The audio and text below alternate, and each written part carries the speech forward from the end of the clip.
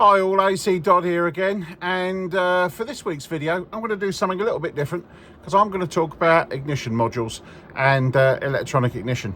So, you know, the common belief amongst a lot of people is you need to stick to points because it's more reliable, all right?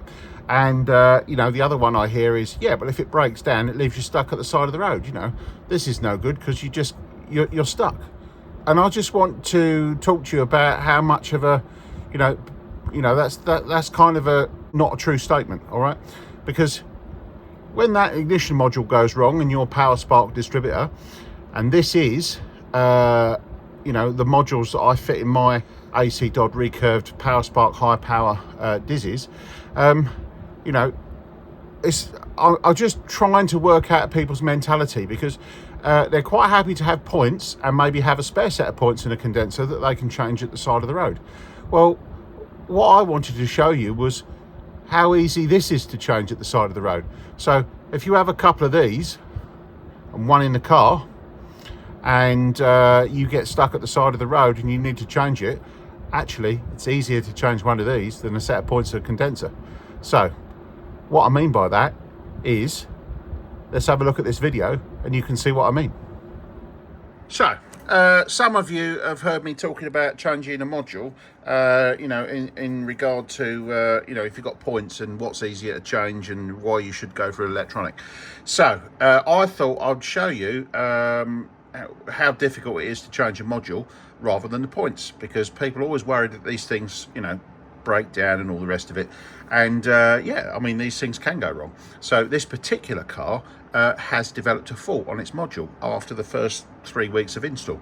So we'll go through the process of changing the module so you can see how easy it is to get these going, and why you should carry potentially a spare one in the car, you know, and let's dispel that myth that you know, oh, if it breaks down it stops. That's not the case. So let's go through the process, change the module, and then hopefully solve the problem on this car, and then you can see how easy it is to set up, and the fact you don't have to adjust any points or and all that. And these power spark systems actually lend themselves to being reset back up easily after being worked on. So first thing you've got to do when you do these is put the engine in the right place. So first things first, take the cap off, and then try and line the engine up on its timing marks, so that we can see where it's firing.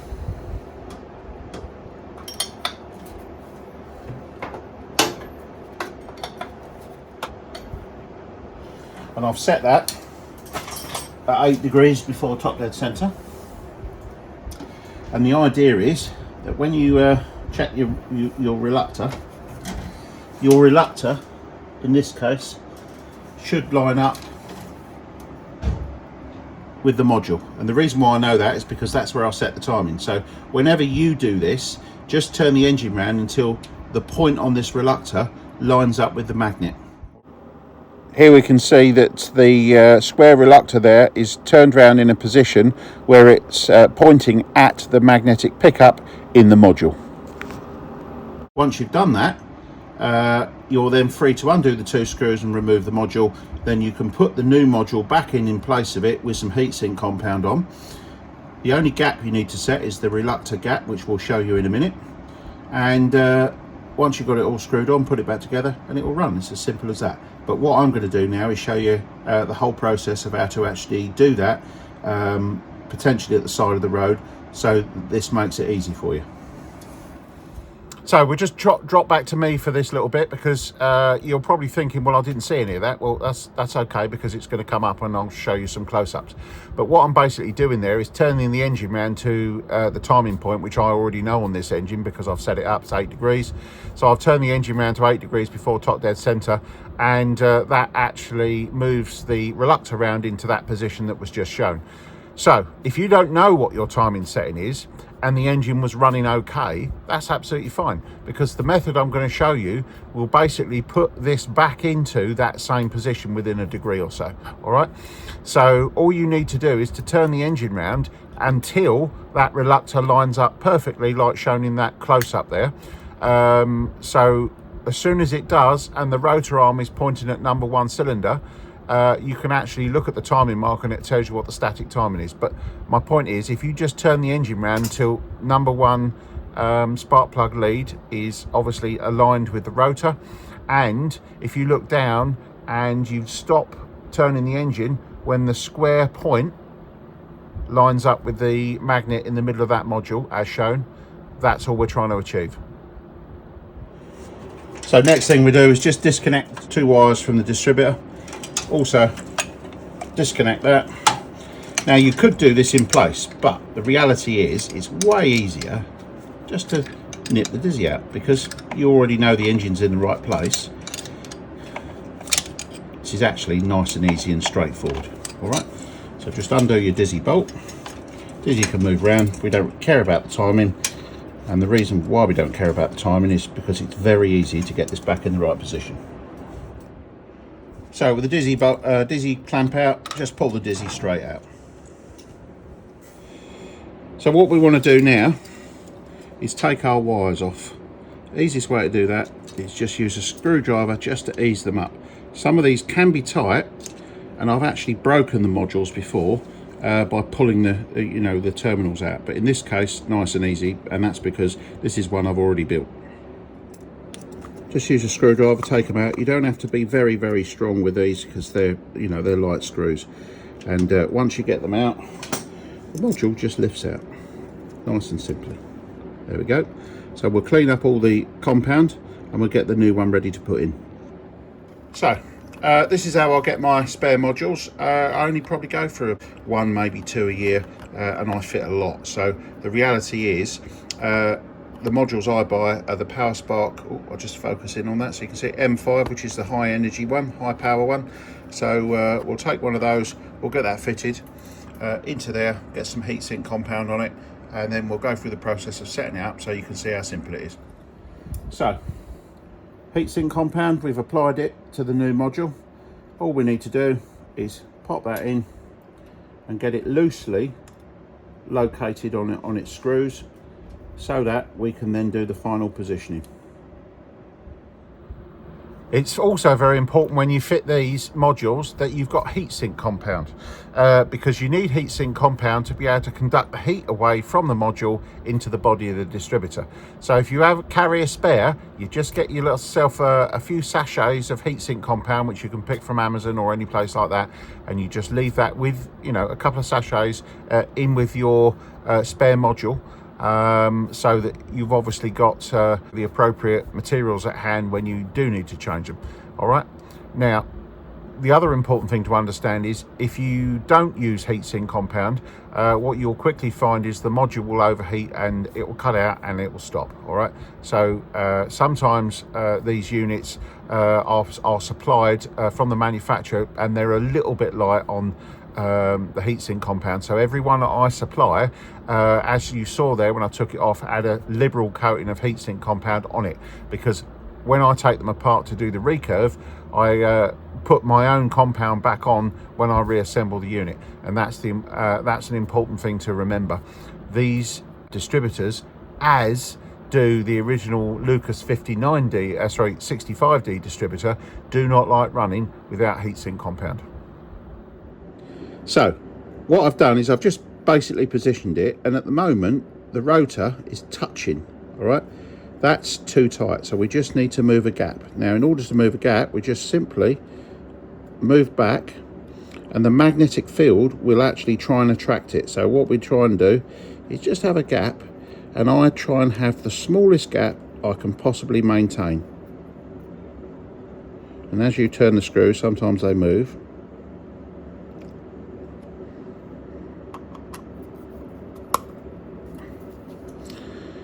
There we go.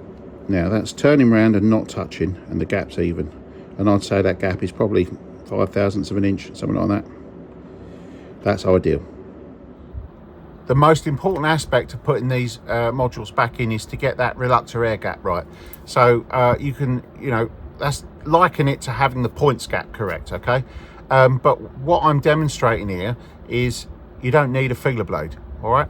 You just need clearance. So if you've got something like 1 millimeter of clearance, that's getting a bit too big. And the reason why you need the right gap is because there has to be the right magnetic signal as the reluctor comes past to actually trigger the unit.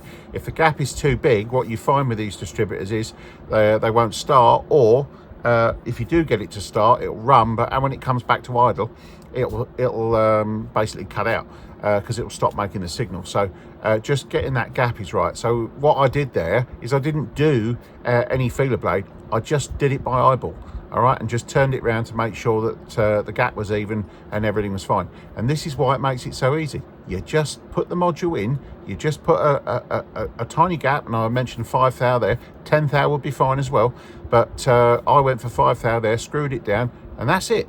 Simple as that. So let's get it back in.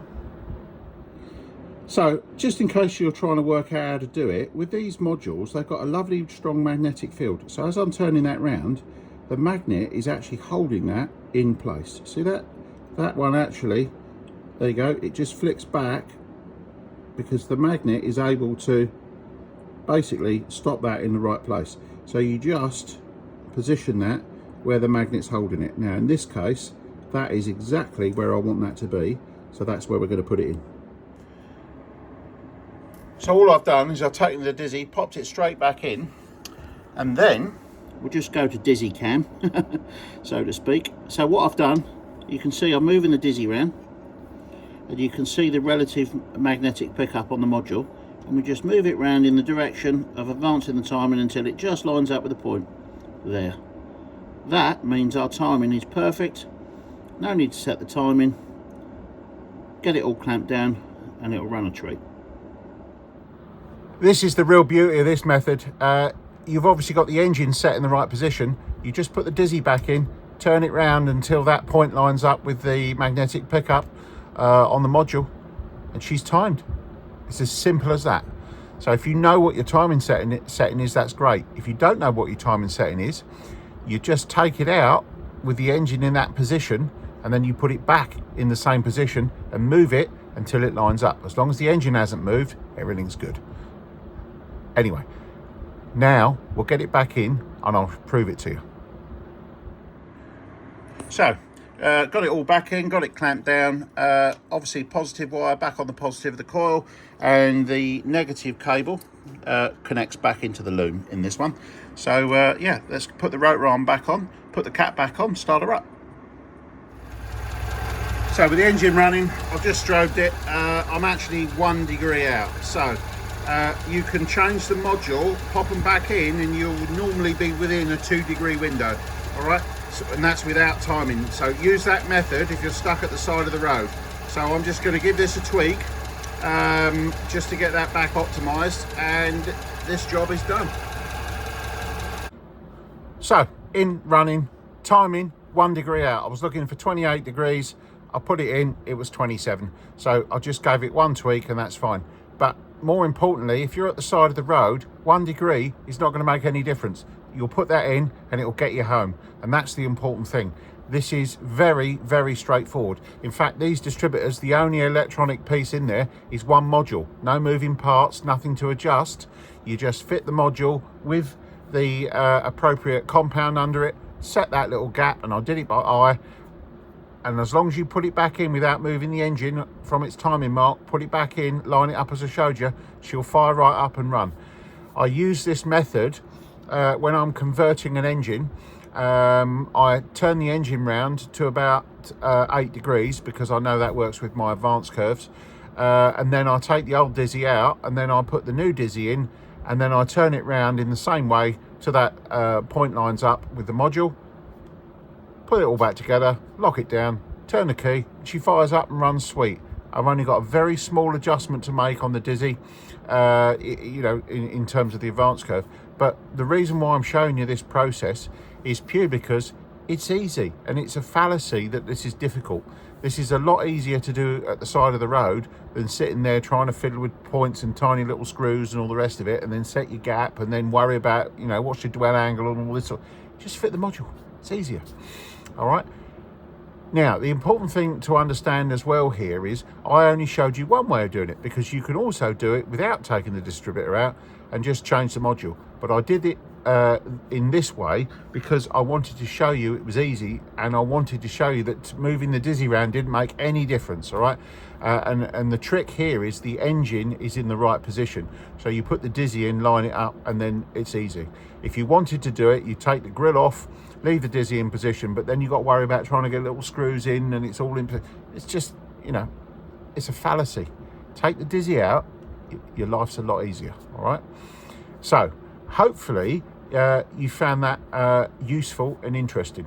I urge anybody who's got any type of ignition system, if you want to worry about, if you worry about breaking down, just have a spare module. They cost, 35 quid or whatever they are. It's small beer. All right, have a module, have some heatsink compound, and if you like, go out and have a go. Swap the thing over. It's not a problem. Hopefully you found this video useful. As ever, please like, subscribe and share, and I'll see you soon on the next one. Thank you very much.